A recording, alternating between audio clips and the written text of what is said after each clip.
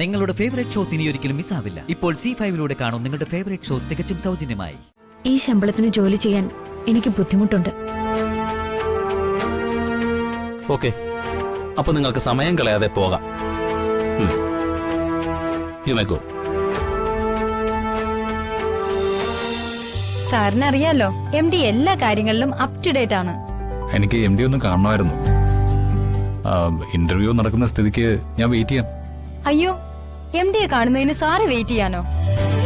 വേണ്ട, എപ്പോഴും കാണാനുള്ള സ്വാതന്ത്ര്യം ഉണ്ടല്ലോ. നിങ്ങളുടെ സർട്ടിഫിക്കറ്റ്സ് എല്ലാം ഓക്കെ. പ്രീവിയസ് എക്സ്പീരിയൻസും ഗുഡ്.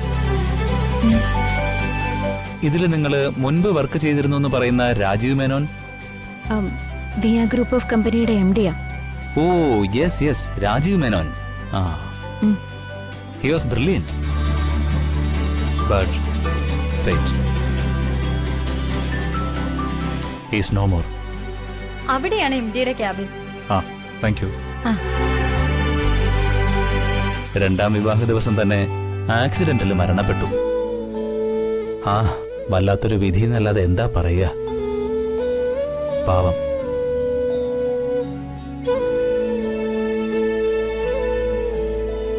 പിന്നെ ഇതിൽ പറയുന്ന അഡ്വക്കേറ്റ് വർഗീസ്, അദ്ദേഹം പ്രശസ്തനാ.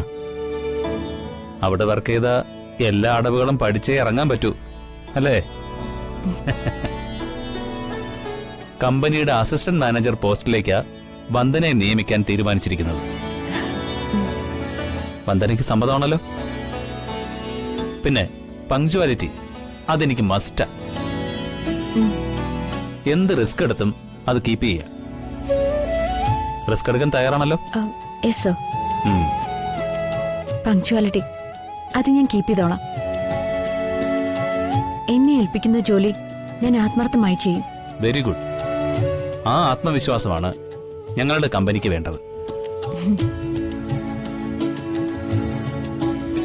ഇനി സാലറി സ്കെയിലിനെ കുറിച്ച് സംസാരിക്കാം.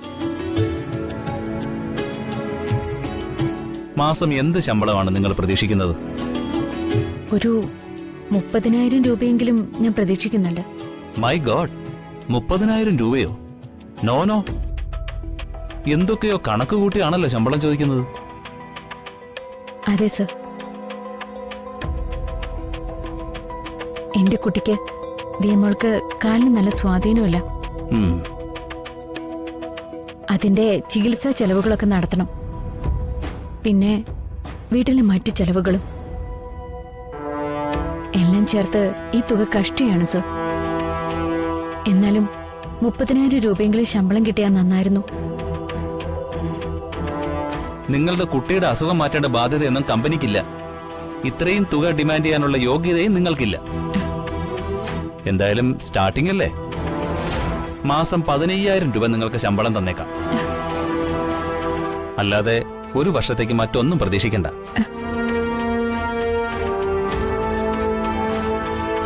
താല്പര്യമുണ്ടെങ്കിൽ ജോയിൻ ചെയ്യാം, ഇല്ലെങ്കിൽ U may go.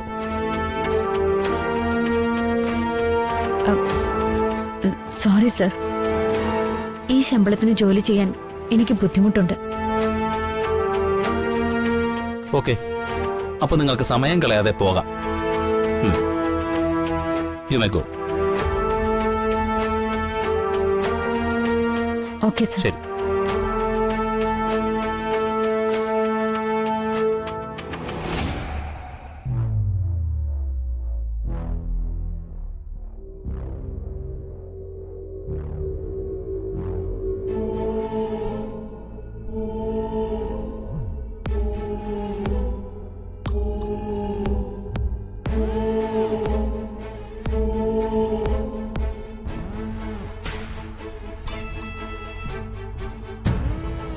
May I come in? Yes. Hello Jagan, വരണം.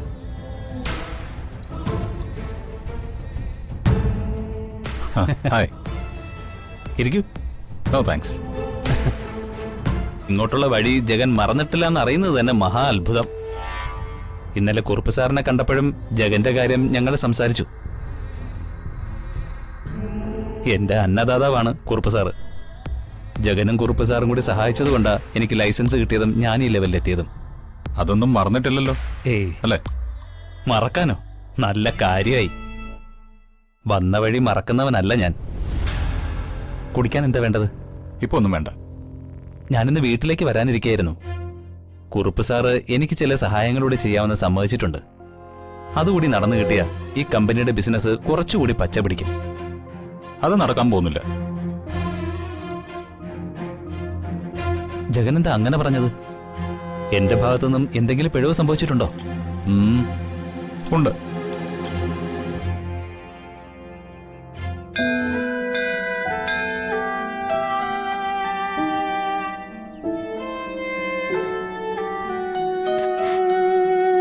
അമ്മേ, ദേവി, മഹാമായേ, ജീവിതം വഴിമുട്ടി നിൽക്കണമേ. എന്റെ ദീമോളുടെ കാര്യത്തില് ആരുടെ മുന്നിലും കൈ നീട്ടാൻ എനിക്ക് വയ്യ. അവളെ പഠിപ്പിക്കണം എനിക്ക്. ഇന്ന് ഇവിടെ ഒരു ഇന്റർവ്യൂ ഉണ്ടായിരുന്നില്ലേ? അതെ, നടന്നുകൊണ്ടിരിക്കുക. ഇന്നത്തെ കാലത്ത് ഒരു ജോബ് വേക്കൻസി ഉണ്ടെന്ന് അറിഞ്ഞാൽ ഉദ്യോഗാർത്ഥികളുടെ തിക്കും തിരക്കുമാണ്. ഇവിടെ താരതമ്യേന ആള് കുറവാണല്ലോ.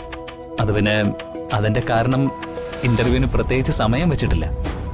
രാവിലെ മുതൽ വൈകിട്ട് 5 മണി വരെ ഉദ്യോഗാർത്ഥികൾ വന്നുകൊണ്ടേയിരിക്കും. അതൊന്നും അല്ല ആള് കുറയുന്നത്. സ്റ്റാഫിനെ കൊണ്ട് കഴുതയെ പോലെ പണിയെടുപ്പിച്ചിട്ട് കുറഞ്ഞ ശമ്പളമല്ലേ നിങ്ങളുടെ കമ്പനി പ്രൊവൈഡ് ചെയ്യുന്നത്? അതെല്ലാവർക്കും അറിയാം. അതുകൊണ്ടാ ഉദ്യോഗാർത്ഥികളുടെ തള്ളിക്കയറ്റം ഇല്ലാതെ പോകുന്നത്. സ്കൂൾ ഫീസും ഓട്ടോ ഫീസും ഒക്കെ ആയി മാസം മാസം നല്ലൊരു തുക ചെലവാവും. വലിയ പ്രതീക്ഷയില ഇന്റർവ്യൂ അറ്റൻഡ് ചെയ്തത്. അവിടുത്തെ ജോലി ചെയ്യാൻ ഞാൻ പ്രാപ്തിയായിരുന്നു. പക്ഷെ അവസാനം എന്നെ അവരോട് എന്റെ വിദ്യാഭ്യാസത്തിനുള്ള സാലറി ഡിമാൻഡ് ചെയ്തത് തെറ്റായിപ്പോയോ? നല്ല കുടുംബത്തിൽ വളർന്ന ദീമോളെ നല്ല രീതിയിൽ തന്നെ വളർത്തണം. അതിനെനിക്കൊരു ജോലി വേണം.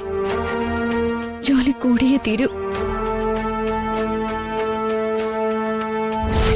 ഒടുവിൽ എല്ലാ യോഗ്യതയുള്ള ഒരു കാൻഡിഡേറ്റ് വന്നപ്പോ ചോദിച്ച ശമ്പളം കൊടുക്കാൻ നിങ്ങൾ തയ്യാറായതുമില്ല. വന്ദനയുടെ കുട്ടിയുടെ അസുഖം മാറ്റേണ്ട ബാധ്യത കമ്പനിക്കില്ല എന്നൊരു കുത്തുവാക്കും കൂടെ തൊടുത്തുവിട്ടല്ലേ നിങ്ങൾ അവളെ പറഞ്ഞു വിട്ടത്? ജഗൻ, കമ്പനിയുടെ MD എന്ന നിലയിൽ ചില ഫോർമാലിറ്റീസ്. എന്ത് ഫോർമാലിറ്റീസ്? 2 സ്ഥലത്ത് പണിയെടുത്ത എക്സ്പീരിയൻസ് ആ കുട്ടിക്കുണ്ട്. എന്ത് റിസ്കും എടുക്കാനുള്ള മനസ്സുമുണ്ട്. മാന്യമായ ശമ്പളം 30,000 രൂപ, അതല്ലേ ചോദിച്ചോളൂ. പിന്നെ എന്ത് ഫോർമാലിറ്റി ആണാവോ MDക്ക് വേണ്ടത്? ക്ഷമിക്കണം ജഗൻ. ദീമോളുടെ ചെലവ് മാത്രമല്ല, ഇനി മുതൽ അച്ഛന്റെ അമ്മയുടെയും ചെലവ് കൂടി നോക്കണം എനിക്ക്. ദേവി, ഇനിയെങ്കിലും ഈ പരീക്ഷണം ഒന്ന് നിർത്തി ഒന്ന് സഹായിച്ചൂടെ അമ്മേ? ഡൗൺലോഡ് ചെയ്യൂ C5 ആപ്പ്. കാണൂ എല്ലാ എപ്പിസോഡുകളും സൗജന്യമായി.